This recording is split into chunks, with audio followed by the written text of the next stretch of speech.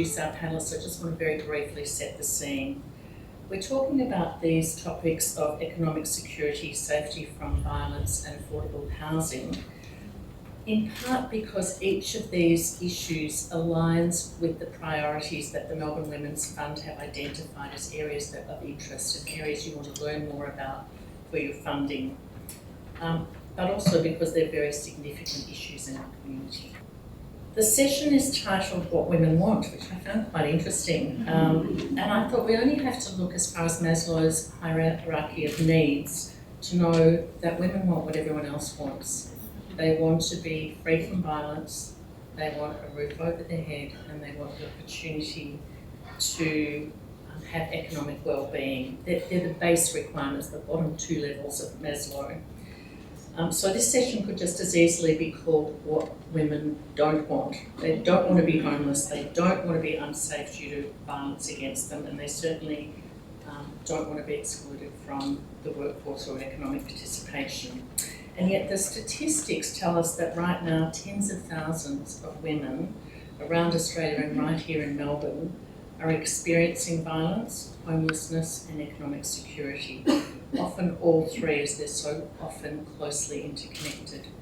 And there's a program on your seats which, when you have a moment, I'd really just invite you to cast your eye over some of those statistics, and I think you'll be shocked. I hope I never stop being shocked by them.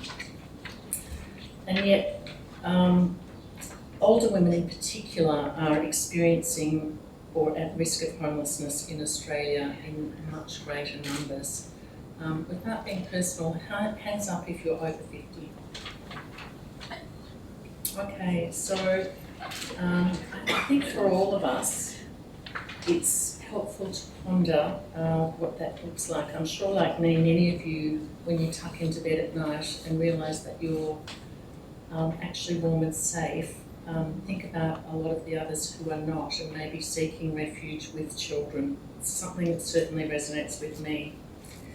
I'm going to share just a couple of additional statistics. There were 17,307 women aged 50 plus experiencing homelessness in Australia at the time of the last census in 2016. So that's 6 years ago, and this is expected to increase significantly when we see the results of the 2021 census data. Women aged 50 plus, used to be 55, I see now it's 50 plus, are the fastest growing group of people experiencing homelessness. And a further 84,000, so think about that for a minute, 84,000 women aged 55 plus are considered at risk of homelessness in Australia.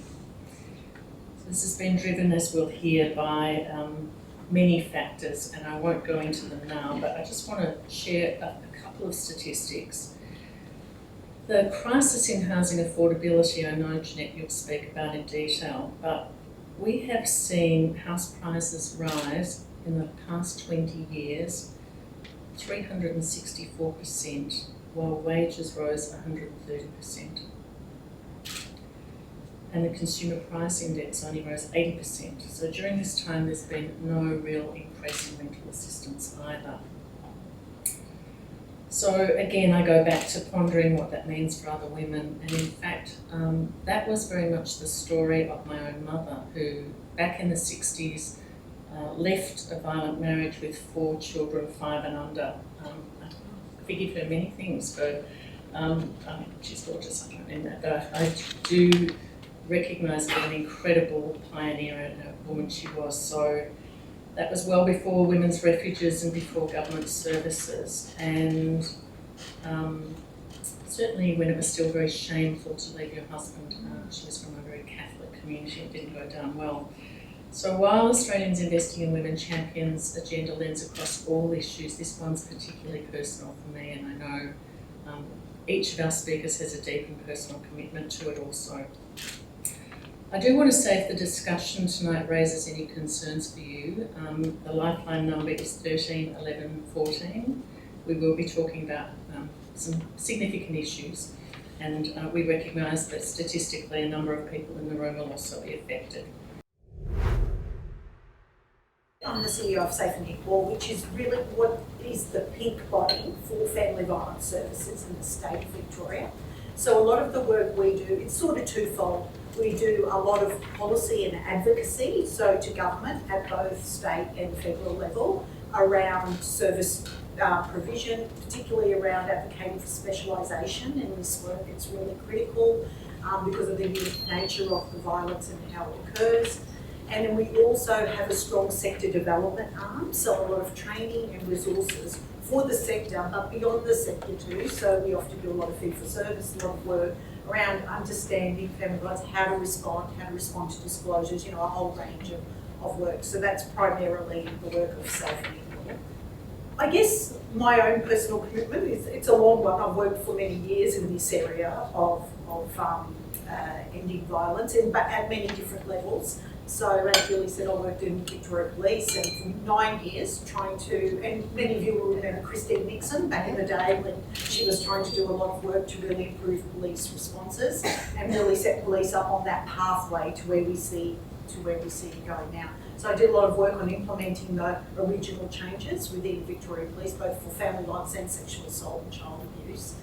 And then after that, I went to the United Nations, so I worked there for a long time. And one of the interesting things about the United Nations is that you can feel disconnected from everything, but UN Women, which is the organisation I work for there, it's very connected to civil society, so the not-for-profit sectors all around the world. And you know, it's interesting, we think we live and we work here and we see things, but you know, some stories I heard at the UN, you know, women in Africa walking 3 days to a police station to report a sexual assault because it was their human right to do so.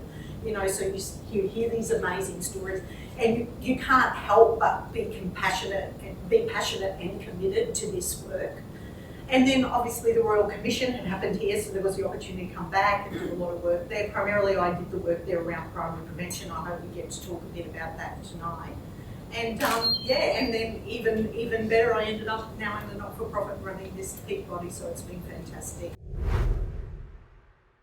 Women's Property Initiatives, WPI, we provide affordable rental housing for women-headed households. So it might be women with or without children. It's long-term housing, it's permanent housing. And we've actually had social returns on investment undertaken, which really demonstrates the value of having that long-term housing for the change in the women's lives and the children's lives. One of the biggest impacts from that social return on investment for me was how it said it contributed to breaking that generational cycle of poverty, which is absolutely vital. It doesn't mean that the crisis and the transition is not needed, it is needed, but we need to provide that long-term housing. Prior to working at Women's Property Initiatives, I was actually managing a women's homelessness service. And I was delighted to be able to move into Women's Property Initiatives because working at the Women's Homelessness Service, it was a great service, still is a great service. It was providing support in transitional housing, but it wasn't very transitional. What was happening was that the women were getting stuck in that transitional housing 2+ years. You know, they were supposed to be there for 3 months, at the most 6 months. And that's because there wasn't the long-term housing for them to move into. So as far as my own personal journey and my passion, it happened to me getting the passion around housing. The first job I left once I left university was working with unemployed young people. And I must say, this is a long time ago, and the boundaries I had in place were probably not particularly good, because one of the young women through that unemployed service rang me one Saturday night to let me know that she was experiencing domestic violence from her partner, of which I went and picked her up and brought her back to stay at my house for a while until she was able to find somewhere else. That really was, I suppose, the beginning for me of, you know, how was she ever, it was an unemployment service, how was she ever going to be able to find a job or, you know, get ahead in her life without having a safe, secure home for her to live in. I then moved from the unemployment service to working as a youth housing worker, working in a youth refuge, and even I had other jobs in between working before with the women's homelessness service, but I've always been involved in housing in some way, whether it be on an emergency housing committee, a housing council. It is an absolute passion for me. It underpins so much of what is important for, women in particular. We can talk a bit more about why women are further disadvantaged than men, but it's the springboard for then you can get on into employment or study, or it has the health impacts if you're not housed well. I work at the Brotherhood of St Lawrence. I've been there about 2 years. We're quite an old organisation. We were founded after the Great Depression by Father Tucker, who was concerned about poverty in Australia. So our mission is still an Australia free of poverty, and as part of that we have a goal of economic security for all. So I'm in the Work in Economic Security team, and we work mainly doing research, both with programs, so using data from some of our programs like Saver Plus, Stepping Stones, which is an empowerment and business program for women. I'm currently working with the SEED project. I won't say the acronym because I always forget it, but what it aims to do is create an economic security hub for disadvantaged women in Seymour to basically provide all the services that they need in one place. And we find that in Seymour, a lot of the issues that we see around women struggling with economic security are exactly the same issues that we see across the nation. So we see poor access to work, poor childcare, high rates of inadequate social security, high rates of domestic violence, lots of homelessness, a lack of available both public housing and private housing, lots of homelessness. And so we see all these factors come together, and our work is to try and implement programs on the ground to actually help women directly, but also take lessons from our previous research, from what we know about our research more broadly, and the programs to advocate at both the local level to the national level for actually policy change to address some of the systemic barriers. Because too often we see the simplistic arguments of like, well, women should get a job, but they can't get a job because they don't have a house and they don't have access to transport and they don't have access to childcare. Mm-hmm. So it's really about understanding the systemic drivers and trying to change them both on the ground with individual women and at the national level through policy change. And then I just have to ask you, when you're doing your research and you're presenting that, who's your main audience for that? So our main audience would be policymakers, but groups like this are really important because there's so much misunderstanding around what causes economic security and around all the intersecting factors. So it's really important that we have a shared understanding of what causes economic insecurity and how it can lead to things like homelessness and domestic violence, so that when we have conversations and when we have public debate, we can actually shift that to a higher level and start addressing the root causes. What's the current situation for women when it comes to women in Victoria and particularly women in Melbourne when it comes to family violence? And it's a very big question. We've only got 5 minutes for 3 of them to answer. So perhaps just the top line and then if you've got some examples. Oh, I guess just one really important point is that family violence is often a driver of the other two issues. So homelessness and economic insecurity. It can perpetuate economic security. I was listening to the way in which you described it, which was the other way around, and that women can't leave, or if they do leave, they're left with nothing, or they might be forced into relationships. So I think that's a really important point. These things are often not mutually exclusive. They happen, in the same context. I think it's interesting, when you think about, the top issues for family violence, it's really hard. I mean, I think you all know the statistics, you see them on the back of this form. But I think one of the really important things, it's an ever-changing dynamic, family violence. Like very recently we've heard about coercive control and how that underpins all forms of family violence. So you can see our society's maturing around the understanding of what is the basis for this and how expansive it can be. But even during COVID, we saw the weaponisation of COVID as a form of family violence during the pandemic. So there are always ways that perpetrators manipulate current circumstances to perpetrate violence. So that's why it's really important that this issue stays front and centre of the way in which we respond to the dynamics of this, because even though we might say the basis is the same, the expression can change, and it's really, really important we stay across that, and you know the services are able to respond and provide adequate responses.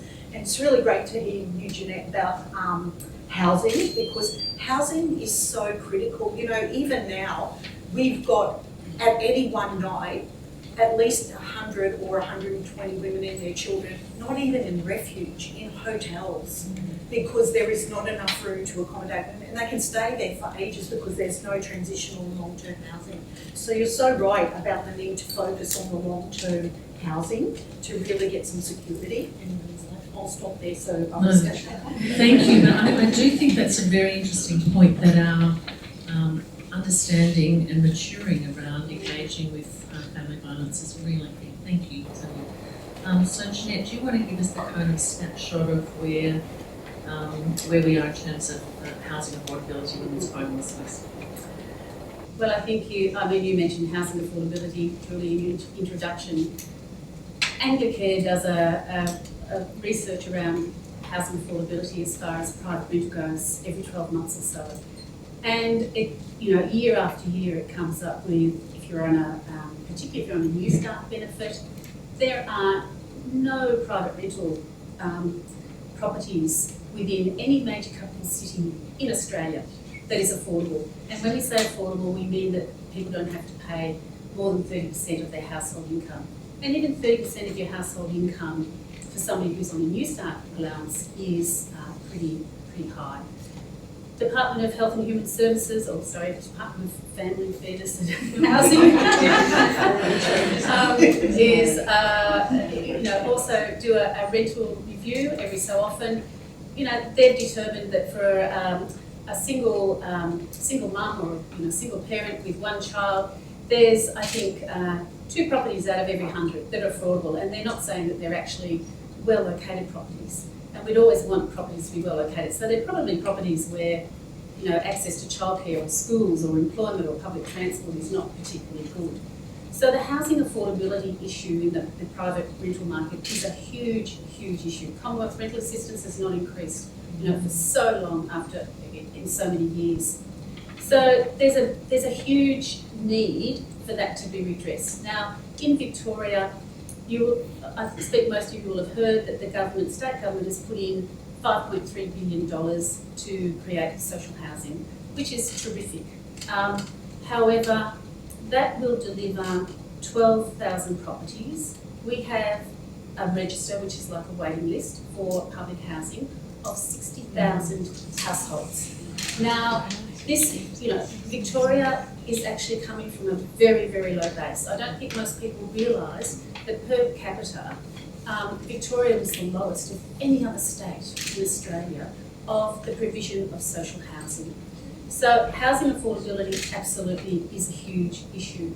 When it comes, therefore when it comes to a woman who's escaping family violence, if she's on a low income, which many women are on low incomes, or if she's on a Centrelink benefit, then she can't afford to find another property within the private rental market. There's not enough social housing out there for her to access that. So it's huge. You know, women's financial disadvantage generally, which we'll probably talk about, but you know, the fact that we know that even if a woman is working, you know, the lower paid jobs of the health, the community sector, the education sector, predominantly that's where women are working, you know, or so not where they're predominantly where they're working, but they make up the predominant 70%, I think, of that workforce. And then 40% of that workforce is casual or part-time. So the income that they are earning, many women are earning who are, you know, they're educated, they're been to university, but they're still in the lower paid positions for the women who are working. So there's a whole lot around financial disadvantage and the impact of that for women and their housing. They've got less money to spend when they are working on their housing. They do take time out of the workforce, as we know, to care for children. They're still the predominant carers in our society for children, for the elderly, the disabled. They work part-time, and yes, here we have the impact then of the older women and housing. And it's been mentioned how much that's increased. In the 2016 ABS stats, across Australia, yes, I think it was about increase of 30% of homelessness. For Victoria, it was 67% for women who were 55 and less. So, Jeanette, huge sorry, issues. that is quite shocking. Is there any... That was quite shocking. and I mean, I think particularly when I see Victoria is often in the lead around gender equality issues and recognised internationally as a government that is very progressive. Is there any insight into why that is the case? I'd say, Julie, some of the things that I've just said before about the complete lack of affordable housing in So Victoria. historical investment or lack of historical lack of investment in Victoria in affordable housing. You know, and I wouldn't necessarily say that family violence is a higher issue, but you know, I don't have those sorts of statistics. But the other thing is that we also know that any of the statistics that we might read, there's a huge number of hidden women who are not included in those statistics. You know, many, particularly older women, wouldn't even identify necessarily. You know, if they're sleeping in their child's home or at their friend's place, they wouldn't necessarily identify as being homeless, but they are. So, unfortunately, statistics are concerning, but it's even more concerning what we're not seeing. Yes, Yeah, and look, I think I've got it here. Also, when you've got on about how many women are approaching homelessness services, actually, and this is around Australia, 156 women are turned away from homelessness services every day, compared to 80 men. So while we have, I think many of those with children, because our facilities don't historically cater for women and children. 82,000 children are accompanied. And it was actually one of our board members, I forget, anyway, she calculated how many classroom fulls that was. It's a huge number, 82,000 children. So, yeah. It's even homelessness services now, they'll tell you, the majority of people coming are women and children escaping violence, and young people, even separate to, that's the bulk of their clients. So that is a very, very bleak and alarming picture, and what occurs to me is we have a state election coming up, and we have seen how powerful voices of women are in the political landscape. So quite apart from your very important consideration about where your philanthropic dollar goes, I think there's some good messaging there. Thank you, Jeanette. Emily, perhaps if you could give us a bit of a snapshot from the Brotherhood's perspective about where women's economic security is at, picking up on some of those points you've already been on there. So yeah, I think Jeanette and Tania already made a lot of those really important points, but I think what we really want to emphasise is all our data shows that women are in a weaker financial position, and that starts across the life course, as Jeanette was saying, and that accumulates over time. So women are on average more educated. That means they spend more time and invest more in terms of time and fees to get educated. But as Jeanette said, they start out at a disadvantage. Women's work, women's skills are undervalued, and that's both in the labour market and in terms of unpaid work. But it means that women entering the labour market get lower pay, they're more likely to be in insecure work. They're also more likely to struggle to access full-time work, even before childcare responsibilities. So at the moment, we have about 51% of women in the age 20 to 24 category, where at a time when you expect women to be establishing their careers, only about 51% of them work full-time, compared to 69% of men. So that's a really low percentage of people. Can you say that again? Just say that again. So 51% of women in the 20 to 24 category, so some of them will be studying, but this is the time where you expect young people to be establishing their careers, work part-time, so they work full-time. So that's almost half of young women are unable to or unwilling to get full-time work. And that's at the start of the careers where you want them to be developing skills, getting savings, getting experience to establish them for later on. So they're really starting off at a disadvantage. And labour market changes mean that that's gone backwards. So 10 years ago, 58% of women in that age group worked full-time. whereas that's down to 51%. But so that was 69%.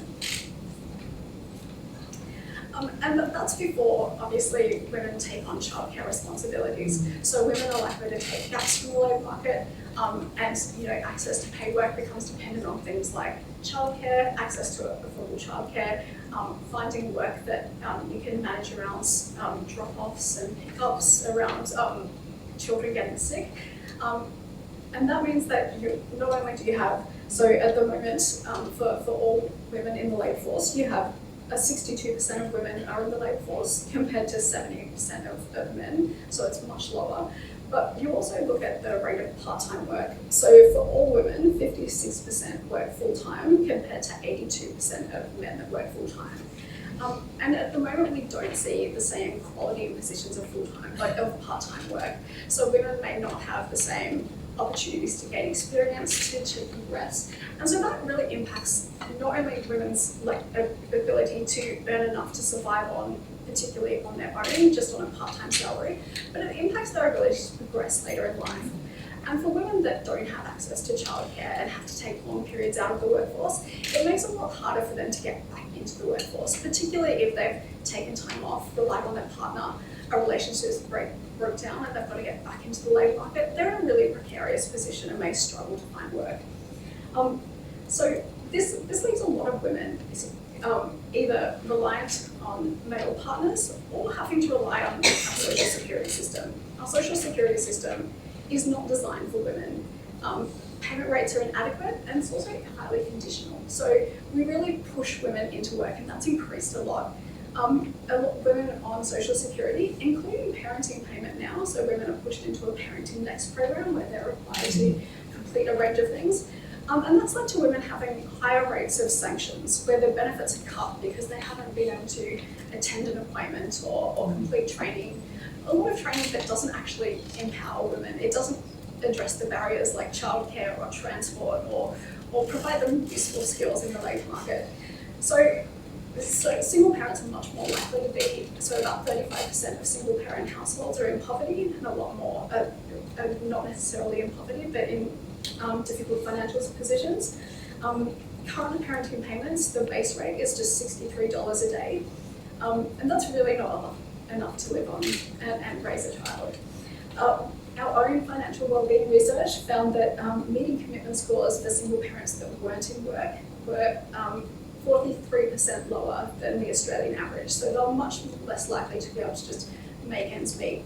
And measures of their savings or resilience scores, so ability to deal with a financial shock, was less than 50% below the Australian average. So this is a group that really has absolutely no buffer. And time out of the labour market also means that they're much less likely to have superannuation. So this cohort, in the pre-COVID period, we found that using Roy Morgan's single source data, around 55% had superannuation pre-COVID. During the peak of COVID, that declined to 45% as a lot of people withdrew the superannuation they had. So there's going to be some really long-term effects. So you've got a group that started out in a really financially disadvantaged situation, and that's going to have really long-term effects because we're not actually providing people the support that they need. It's also getting harder for, so we've talked a lot about older women. So older women are one of the fastest growing groups relying on the job seeker payment. And that's because we're pushing, due to raising the pension age, as well as tightening eligibility for disability support pension and other parenting payments. We're pushing a lot more women in their 50s onto job seeker payments. The job seeker payments are currently $46 a day. 88% of households that rely on the job seeker payment are in poverty. And there's really high rates of people skipping meals, skipping medication, and it's contributing to homelessness. So in 2001, 30% in 2001, 5% of job seeker recipients were women over 50. That's now 20.6%. So it's quadrupled in that time. And this is a payment that puts a lot of onerous conditions. Emily, I'm just going to ask you there, because I would imagine part of that is those policy changes that have pushed people into different categories, but it's presumably also an ageing population that would be paying playing some part in that. I'm going to start with you, Emily, and then come back this way. And it's to perhaps bring you back up to the top now and say, if you were to pick 2 or 3 root causes and at the same time 2 or 3 helpful interventions, I'm going to ask you that question, those 2 questions as one. If you could give us your top 2 or 3 root causes and what available remedies there are, then I'll ask the same for housing and violence. That sounds very simplistic. I know it is highly complicated, but just from your experience and your insights.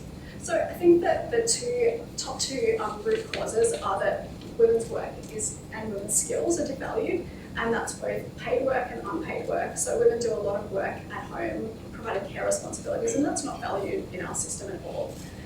That intersects with a lot of systems that we have, whether they're social security systems or workplace systems or childcare systems or transport or housing systems that don't actually have a gender lens. So our social security system, if your partner earns over a certain amount, you can't access benefits, which means that women at the start of relationships or women in precarious relationships really have to rely on their partners. It's also not designed to take into account the realities that many women face. So many single parents rely on family tax benefits, so they have to estimate what their outside income is going to be, and that includes child support. So women are often in this difficult position where they have to estimate what they're going to get in child support, knowing that if their ex-partner doesn't pay up, they won't get the benefit and they won't get the income. But if they underestimate, then they can get a massive fine from Centrelink because they've underestimated their income. So we have these systems that don't actually represent the reality for women, and it's the same with ensuring childcare is available to all women that want to access the labour market. So in terms of solutions, we really need to start tackling that underlying idea of gender roles and the value of women's work. We also need to start designing workplaces and the systems that support that, like education, transport, housing, to actually recognise the reality that women face. And we also have to have a social security system that actually values women's position, so that women don't have to jump through hoops to access employment, so women aren't incentivised to stay with partners, so we don't have enough income to actually leave. So as part of a webinar that we did last year, we spoke to a woman, Angela, who had recently left an abusive partner. And she said, I only left the abusive partner because the coronavirus supplement made it possible. Mm-hmm. There was no way I would have the income to rent my own place and get far enough away if it wasn't for that. And I knew that I'd be there for 6 months, so I could put something away. And that was because we didn't have an adequate social security system. And once that was removed, she was like, I'm in constant stress about my rent being raised, because if it does, then I don't know what I can do. Do I go back to my partner? So I think creating these structural systems that actually support women and understand the reality that women face is really important. Emily, thank you. And I know that one of the things that has been discussed at great length is the disproportionate way the tax system plays out for women, and particularly what it means if you go from your 2nd or 3rd day of childcare into a 4th or 5th. It is simply not worth it for most people. Fabulous, horrifying, but really, really insightful. Thank you. So Jeanette, again, those 2 questions of top 2 or 3 root causes and top 2 or 3 interventions, if you were controlling the world.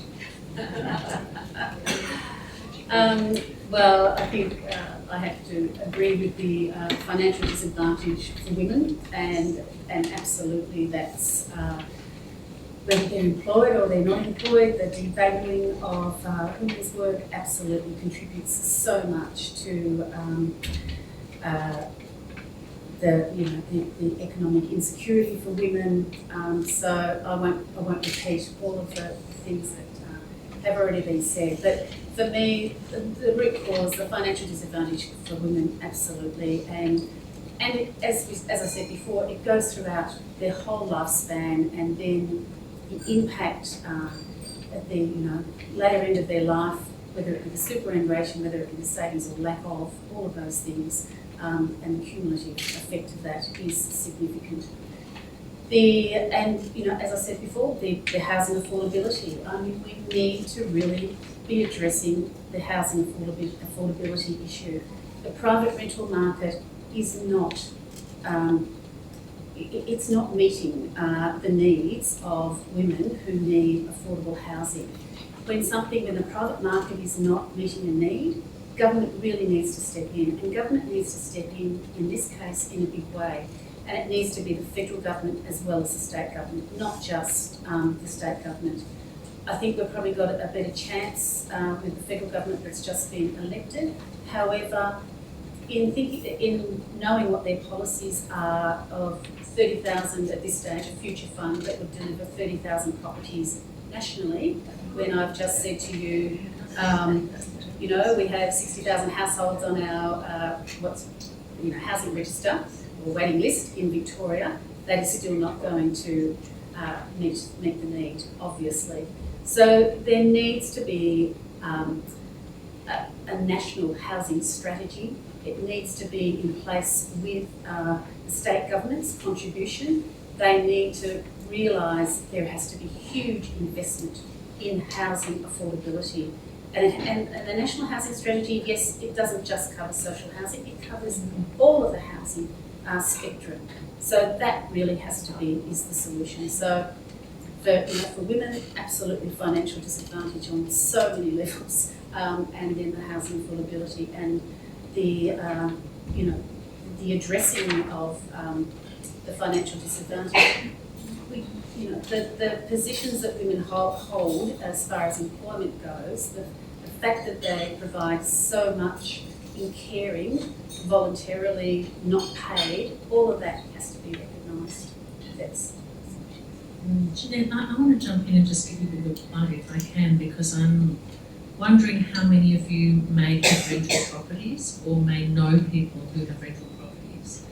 And one of the really innovative things that Women's Property Initiatives has done is created a property management system or a real estate agency that if you, I'll let you talk today, Jeanette, just briefly, but if you know anybody who has properties that would like them managed and can therefore fund the creation of more affordable housing.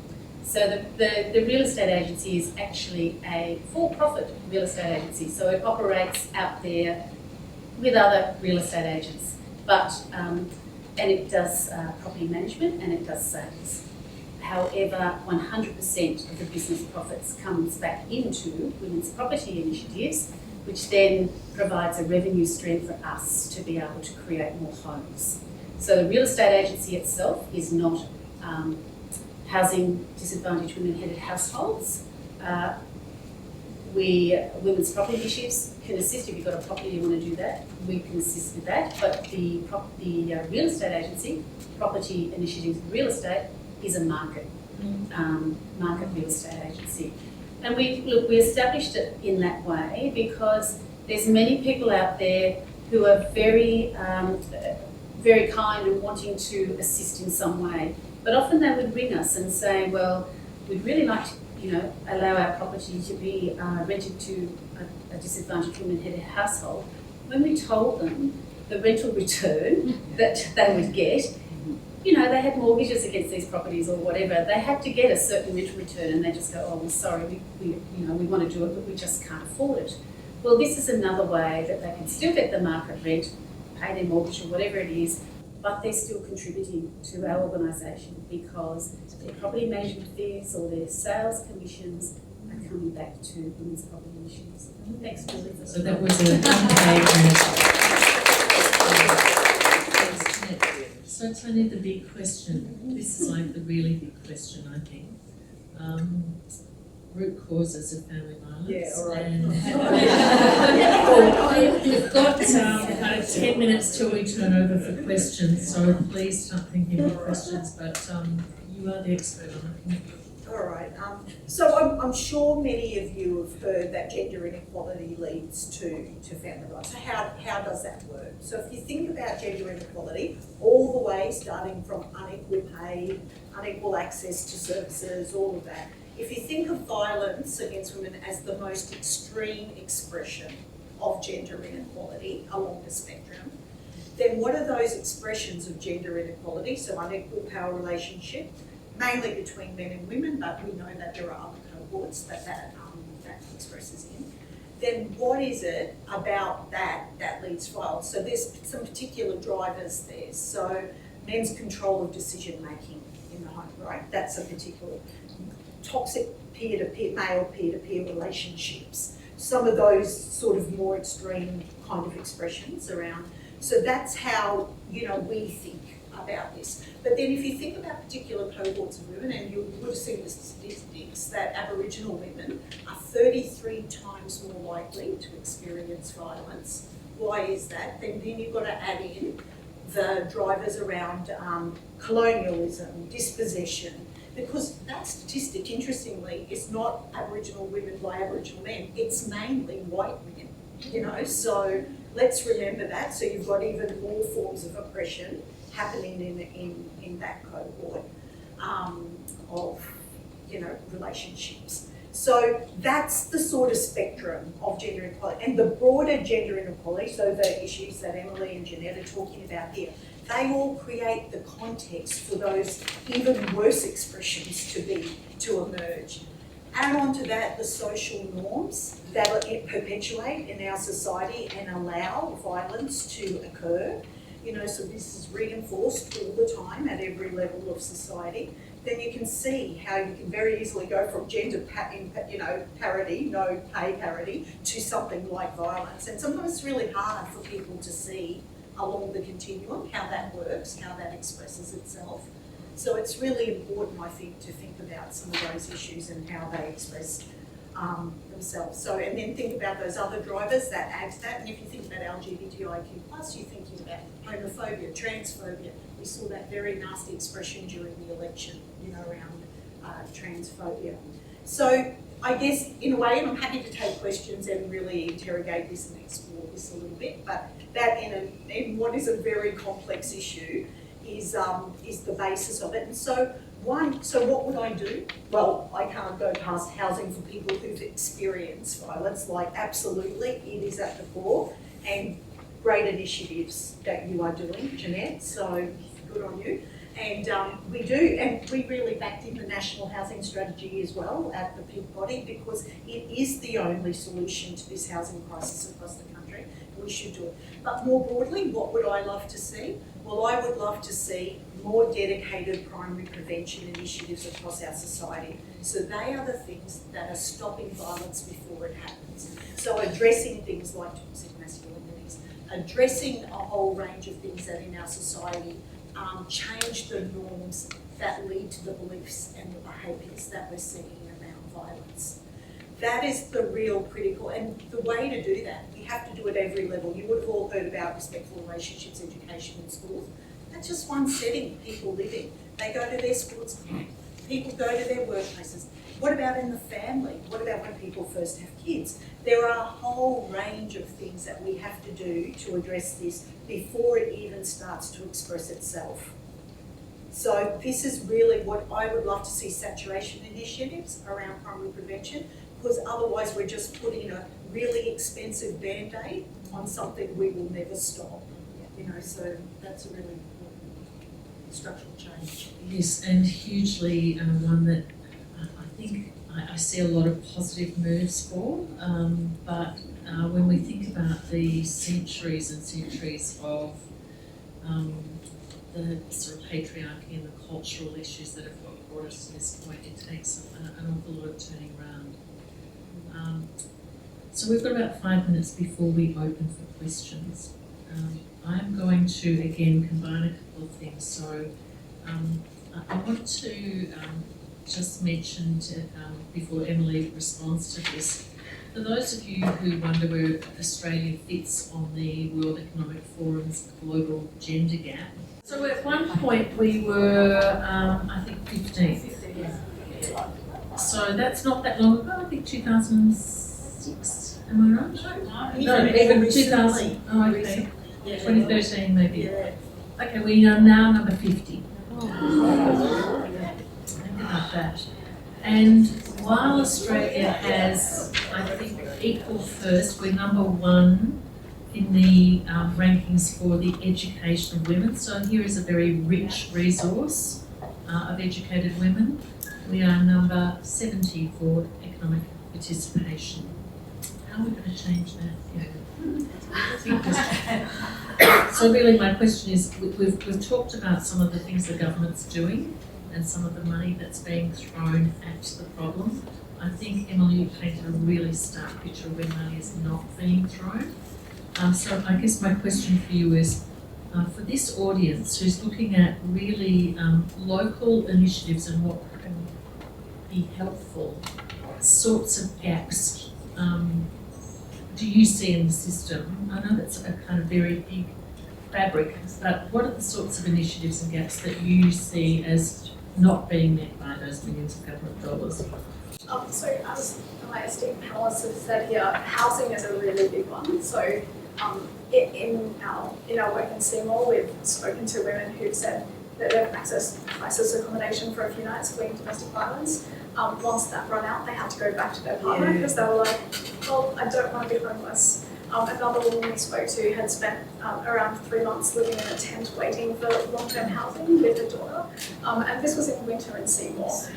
So if for women who are in economic insecurity, often it's these tough choices, and so we need to make these choices easier for women. We need to make it easier for them to actually have options that are worth choosing. And that means really understanding the barriers that women face. And so, for example, providing housing, whether it's emergency accommodation or access, or in particular access to long-term housing, is really important, because you can't access things like childcare, like work, social security. All these things become harder if you don't have a place to live. So we need to start getting the basics right. So the Brotherhood of St Lawrence has a program called Given the Chance, where they aim to place disadvantaged job seekers in placements and provide all-around supports. So that means that if you want to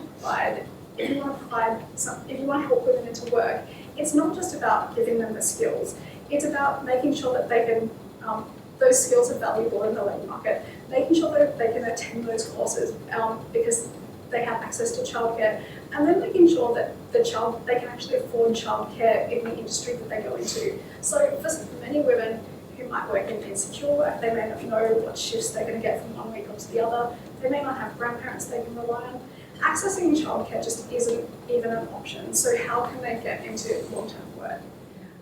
Other things like, so in Seymour we hear a lot about transport. So women saying, I want to work more, or there's a job across town, but to get to it I would have to, there's only one bus that goes, and it's designed to help men commute to the army base that's close by. There's no transport that's actually suited around women who need to do a school drop-off and pick-up and need to go shopping. So providing transport systems that work, and many women who may leave partners or may end up just they don't get the family house. They may also miss out on the family car.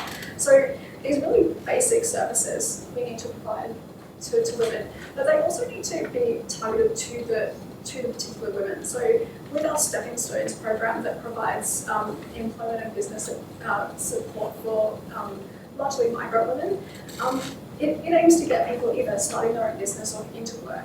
So one woman was like, well, you've provided me, I've had all these organisations try to help me into work, but my husband doesn't want me to work outside the house. It's just not appropriate.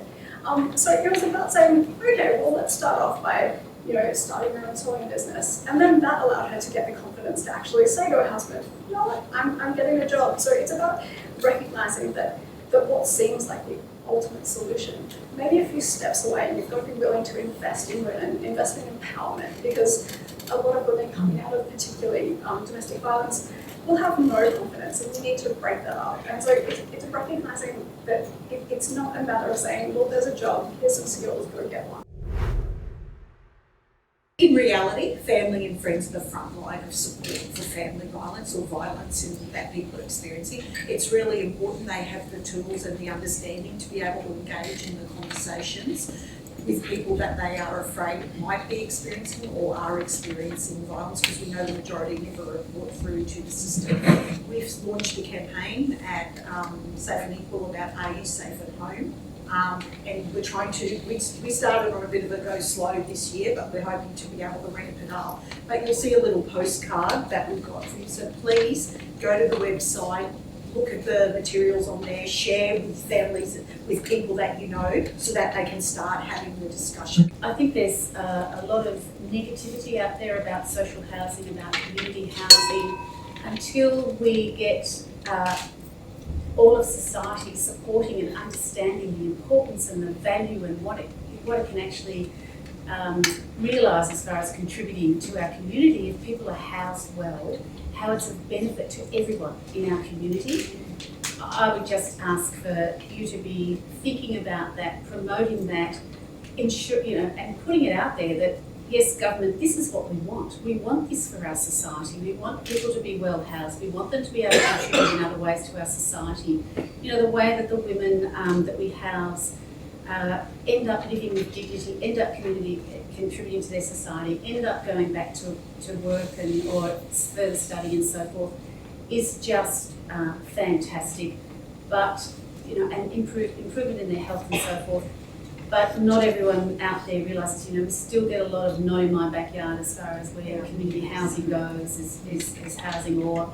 Which is crazy, because I've seen your developments and they're so beautifully designed and really well done. So for me, I suppose that's my message. Please get it out there how important it is for our society as a whole. So just want to finish by saying economic security is about so much more than just having an adequate income. When you don't have economic security, everything is risky. If you don't have savings, a doctor's visit can send you broke and mean you can't pay the rent. Poor women are some of the best money managers because they have to know where every single dollar goes. It's not about it's about empowering these amazing women that are doing so much with so little. And so please consider investing in programs to improve women's economic security, access to work, and invest in research and advocacy which helps to change the systems that are kind of leaving so many women in economic insecurity. I feel like I want to jump to my feet and give you the most amazing round of applause, Christine. What a beautiful event.